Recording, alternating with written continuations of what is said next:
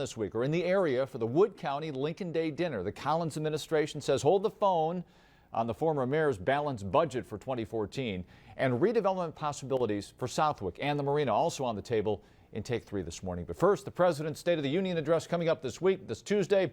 And ready or not, here come the Winter Olympics in Sochi, Russia.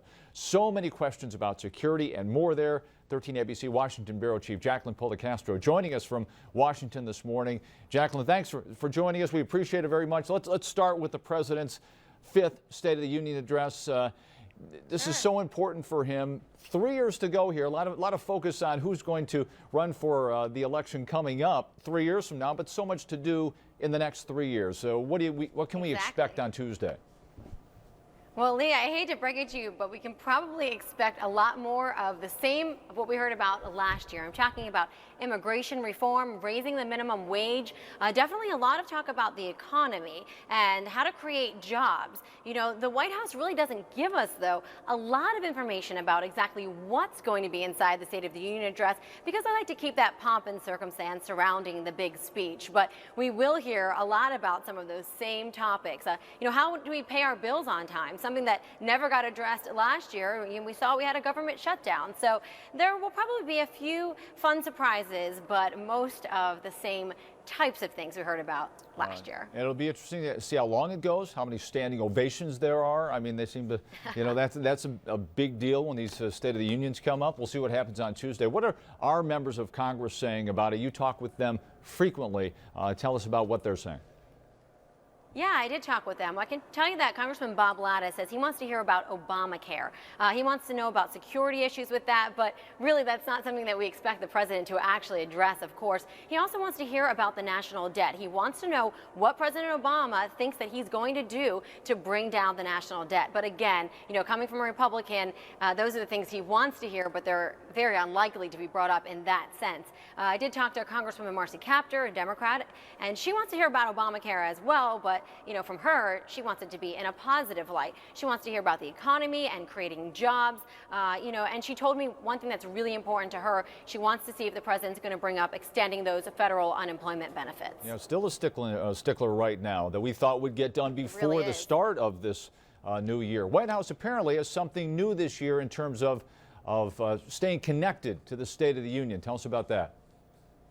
Yeah, well, Lee, there's something that I thought was actually really neat. Of course, we want everyone to watch the State of the Union address on WTVG, but if you have your computer nearby, the White House is doing something where while this speech is going on, you're able to sort of take a look at these graphs and charts, things that are helping to explain what the president's talking about during the speech. And then after the speech, you can share ideas about what you heard through social media websites, and they even have a group of White House advisors standing by that you can live write to via the web and ask questions about different things that the president talked about inside the speech. And this is something that we know this White House has done well from the moments of campaigning all the way now, you know, throughout the campaign. But this is just something that, you know, we haven't seen before, and hopefully it will allow Americans to, you know, really participate in this instead of it just being a big grand speech with all of those standing ovations that you mentioned. All the pomp and circumstance that you mentioned as well. Yeah. Okay, so we have the State of the Union, plenty of talk before that and after that, I'm sure, but we're just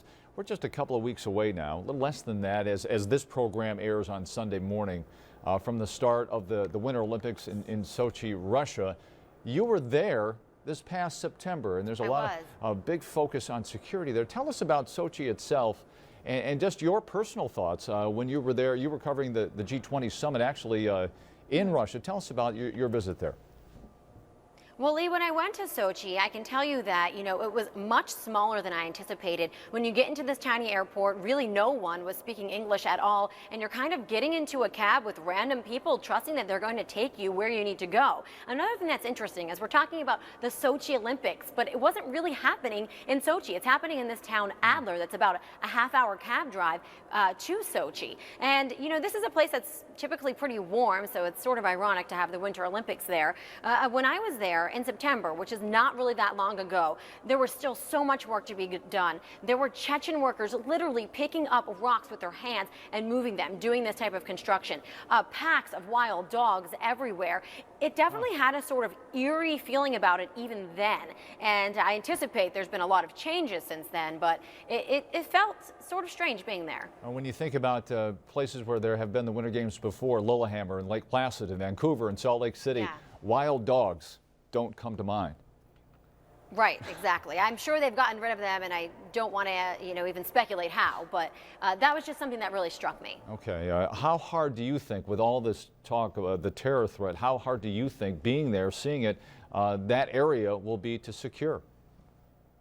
Well, we hear about this ring of steel, right? And we sort of have to trust in it. But it could be a difficult place to secure. Look, we're in an area where we know that there are terrorists who are essentially our neighbors there. We knew that when we decided to have the Olympics there. It's a dangerous area. We see the terrorist attacks that have happened not that far away from there. And we're really looking to watch and trust what the Russian government is saying. They say that they have about 40,000 security agents on the ground, but it is sort of unpredictable. And we have a pretty good working relationship right now surrounding the security, but we know that our relations with the Russian government haven't always been easy. So it's something that we're watching, and people that are going really need to be vigilant about. And we hear the ticket sales are not good in comparison to other winter games. It's a tough place to get to. You can attest to that. Yeah. What's the United States doing to ease fears of Americans who have tickets and are heading to Russia? Well, the State Department did put out a travel warning, and I talked to some people who say that they're actually not going after that. After these recent reports, we had that incident with those emails being sent to some foreign governments. Some people are just saying, enough is enough. I don't know that it's worth it. You mentioned the ticket sales. The Russian government says that they believe that many local people will wind up coming to the games, or they'll fill them with volunteers. We also have information from the State Department saying that they will have, vessels there ready to take any Americans that could be in danger out of the area. But it's a very tricky situation for so many people involved. Athletes who spent their entire careers waiting for this moment, thousands of them going to the region, and they're really just going to have faith that nothing will happen. Just 2 weeks away, less than that now, as we are on Sunday morning. But the games, as we say, will go on, and it'll be a fascinating watch a couple of weeks from now. As always, Jacqueline Policastro, thanks very much for joining us, adding kind of a personal perspective on the Sochi Games. We do appreciate it. We will talk to you next time. Thanks for having me. And when we come back,